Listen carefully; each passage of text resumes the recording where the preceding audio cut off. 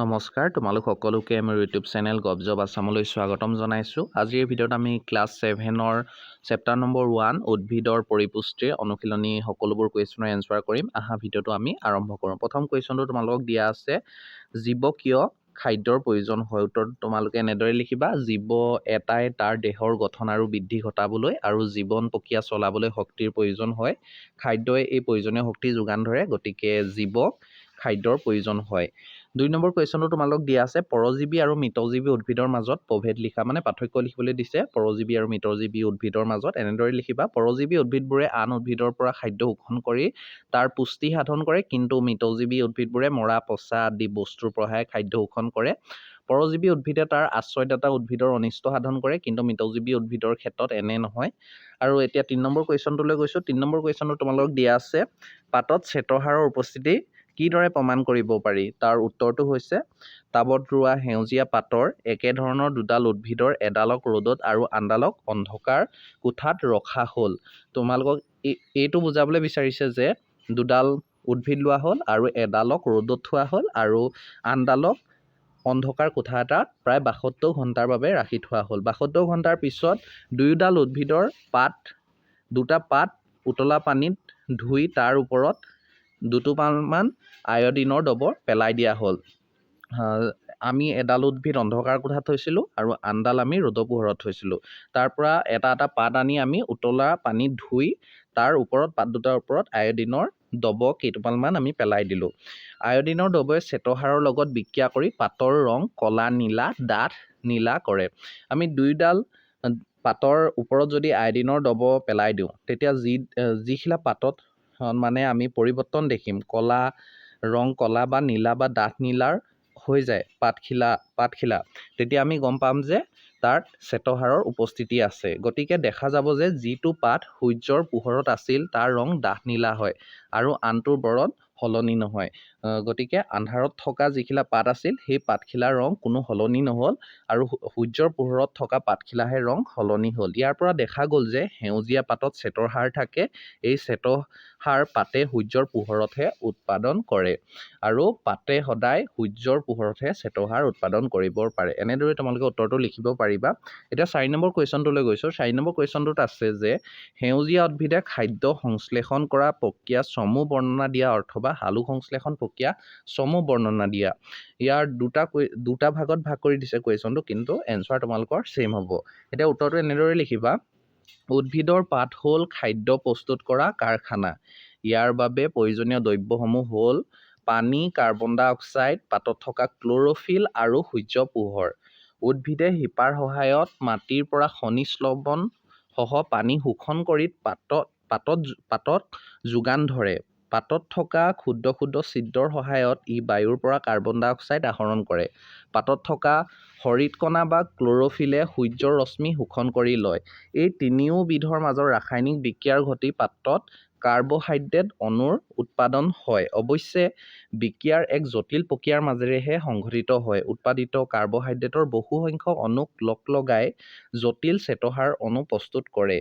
এই উদ্ভিদৰ খাদ্য হিচাপে ব্যৱহাৰ হয়। সূৰ্য পোহৰৰ সহায়ত এই প্ৰক্ৰিয়া সংঘটিত হয় বাবে ইয়াক সালোক সংশ্লেষণ বুলি কোৱা হয়। এনেদৰে তোমালোকে লিখিবা। সালোক সংশ্লেষণ বিক্ৰিয়াটো চমুকৈ তলত দিয়াৰ দৰে লিখিব পাৰি। কাৰ্বন ডাই অক্সাইড প্লাছ পানী সূৰ্য পোহৰৰ উপস্থিতিত কাৰ্বহাইড্ৰেট প্লাছ অক্সিজেনলৈ ৰূপান্তৰ হয়। উল্লেখযোগ্য যে সালোক সংশ্লেষণৰ প্ৰক্ৰিয়াত অতিৰিক্ত অক্সিজেন উৎপন্ন হয়। পাতে এই অক্সিজেন বায়ুমণ্ডললৈ এৰি দিয়ে। প্ৰাণীয়ে শ্বাস-প্ৰশ্বাসৰ বাবে এই অক্সিজেন ব্যৱহাৰ কৰে। গতিকে আমি ইয়াৰ পৰা গম পালোঁ যে আমি যথেষ্ট পৰিমাণে গছ-গছনি ৰুব লাগে, তেতিয়াহে আমি ব্যৱহাৰ কৰি থকা অক্সিজেনখিনি পৰ্যাপ্ত পৰিমাণে পাই থাকিম। এতিয়া আমি 5 নম্বৰ কুৱেশ্যনটোলৈ গৈছোঁ। এটা থুলমূল চিত্ৰৰ সহায়ত দেখুওৱা যে উদ্ভিদ হ'ল জীৱৰ খাদ্যৰ মূল উৎস। তোমালোকে এই চিত্ৰটো আছে আৰু কিতাপতো আছে, তোমালোকে চাই ল'বা, এনেদৰেই আঁকিব পাৰিবা। এতিয়া আমি পোনে পোনে 6 নম্বৰ কুৱেশ্যনটোলৈ গৈছোঁ। 6 নম্বৰ কুৱেশ্যনটো তোমালোকক দিয়া আছে, খালী ঠাই পূৰ কৰা। খালী ঠাই কি কি আছে আমি চাওঁ। প্ৰথম কুৱেশ্যনটোত আছে তোমালোকৰ, মই উত্তৰটো লিখি দিছোঁ ইয়াত, কুৱেশ্যনকেইটা তোমালোকে চাই ল'বা। উদ্ভিদে নিজৰ খাদ্য নিজে প্ৰস্তুত কৰে বাবে ইহঁতক ডেছ বোলা হয়। আমি জানো যে যিবোৰ উদ্ভিদে নিজেই খাদ্য প্ৰস্তুত কৰে সেইবোৰক আমি কি বুলি কওঁ? স্বপোষী। কাৰণ উদ্ভিদবোৰে নিজৰ আহাৰ নিজে প্ৰস্তুত কৰে, গতিকে সিহঁত কি? স্বপোষী। এতিয়া বি নম্বৰটো তোমালোকক দিয়া আছে, উদ্ভিদে সংশ্লেষণ কৰা খাদ্য ডেছ হিচাপে সঞ্চিত হৈ থাকে। আমি জানো যে শ্বেতসাৰ হিচাপে সঞ্চিত হৈ থাকে। সালোক সংশ্লেষণত যি কণাই সূৰ্যৰশ্মি শোষণ কৰে তাক ডেছ বোলে। আমি জানো ক্লৰ'ফিল বোলে। সালোক সংশ্লেষণ প্ৰক্ৰিয়াত উদ্ভিদে ডেছ গ্ৰহণ কৰে আৰু ডেছ এৰি দিয়ে। আমি জানো যে সালোক সংশ্লেষণ প্ৰক্ৰিয়াত উদ্ভিদে কাৰ্বন ডাই অক্সাইড গেছ গ্ৰহণ কৰে আৰু অক্সিজেন গেছ আমাৰ বাবে এৰি দিয়ে। তলত দিয়াবোৰৰ নাম লিখা। তোমালোকৰ নাম লিখিবলৈ দিছে। হালধীয়া নলিকা সদৃশ অকোৱা পকোৱা কাণ্ড থকা পৰজীৱী উদ্ভিদ। আমি জানো যে সেই উদ্ভিদজোপাৰ নাম হৈছে স্বৰ্ণলতা উদ্ভিদ। পৰপোষিতা আৰু স্বপোষিতা উদ্ভিদ গুণসম্পন্ন উদ্ভিদ। ইয়াত লিখিবলৈ থাকি গ'ল। তোমালোকে জানিবা যে যিজোপা আমি কলচী উদ্ভিদ, সেই কলচী উদ্ভিদ স্বপোষিতা আৰু পৰপোষিতাত উভয় গুণ আছে, গতিকে সেই উদ্ভিদজোপাৰ নাম হ'ব কলচী উদ্ভিদ। তোমালোকে লিখি ল'বা। 3 নম্বৰ কুৱেশ্যনটো দিয়া আছে, উদ্ভিদৰ পাতত থকা ছিদ্ৰ যাৰ মাজেৰে ইহঁতে গেছৰ বিনিময় কৰে, সেই ছিদ্ৰবোৰক কি বুলি কোৱা হয়? আমি জানো যে সেই ছিদ্ৰবোৰক পত্ৰৰন্ধ্ৰ বুলি কোৱা হয়। এতিয়া নেক্সট 8 নম্বৰ কুৱেশ্যনটোলৈ গৈছোঁ। 8 নম্বৰ কুৱেশ্যনটো আছে তোমালোকৰ শুদ্ধ উত্তৰ বাছিবলৈ দিছে। স্বৰ্ণলতা হ'ল স্বপোষী, পৰজীৱী, মৃতজীৱী, পোষক। আমি জানো যে স্বৰ্ণলতা হ'ল পৰজীৱী উদ্ভিদ। মই তোমালোকক ডাইৰেক্টলি উত্তৰটোহঁত কৈ গৈছোঁ, তোমালোকে অপশ্যনবোৰ চাই ল'বা। বি নম্বৰ কুৱেশ্যনটো আছে, যিবিধ উদ্ভিদে পতংগ ধৰি লৈ তাক ভক্ষণ কৰি পুষ্টি সাধন কৰে সেইবিধ উদ্ভিদ হ'ল, আমি জানো যে কলহলতা, যিজোপাক আমি কলচী উদ্ভিদ বুলি কওঁ, সেইজোপাৰে তোমালোকৰ অপশ্যনত কলহলতা বুলি অপশ্যনত থাকিব আৰু সেইটোৱে তোমালোকৰ শুদ্ধ হ'ব। এতিয়া আমি 9 নম্বৰ কুৱেশ্যনটোলৈ গৈছোঁ। 9 নম্বৰ কুৱেশ্যনটো তোমালোকক দিয়া আছে, স্তম্ভ 1ত দিয়াবোৰক স্তম্ভ 2ৰ লগত মিলাবলৈ দিছে। আমি ডাইৰেক্টলি উত্তৰটো চাওঁ। ক্লৰ'ফিল আমি জানো পাতৰ লগত মিলিব, নাইট্ৰজেন বেক্টেৰিয়াৰ লগত মিলিব, স্বৰ্ণলতা পৰজীৱীৰ লগত মিলিব, প্ৰাণী পৰপোষীৰ লগত মিলিব আৰু পতংগ কলহলতা লগত মিলিব। তোমালোকে চাই ল'বা আৰু অপশ্যনবোৰৰ লগত মিলাই দিবা। মই ইয়াত দিয়াৰ আছে।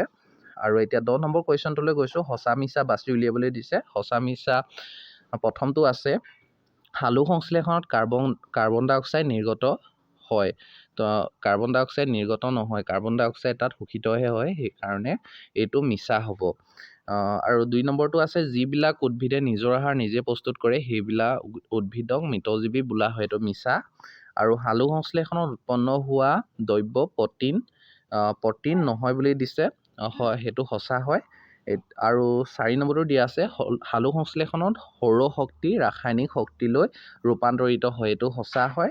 এতিয়া 11 নম্বৰ কুৱেশ্যনটোলৈ গৈছোঁ। 11 নম্বৰটোত দিয়া আছে, তলৰ পৰা শুদ্ধ বিকল্পটো বাছি উলিয়াবলৈ দিছে। উদ্ভিদৰ কোন অংগই বায়ুৰ পৰা কাৰ্বন ডাই অক্সাইড সালোক সংশ্লেষণৰ বাবে গ্ৰহণ কৰে? পত্ৰৰন্ধ্ৰই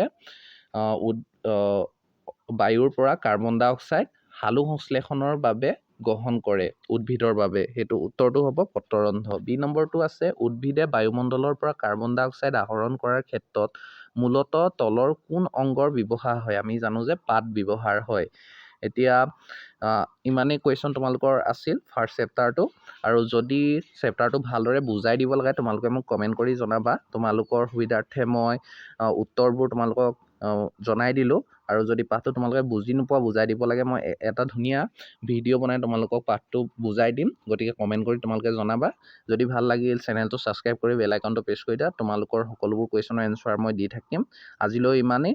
ভালদৰে ষ্টাডি কৰি থকা। ধন্যবাদ।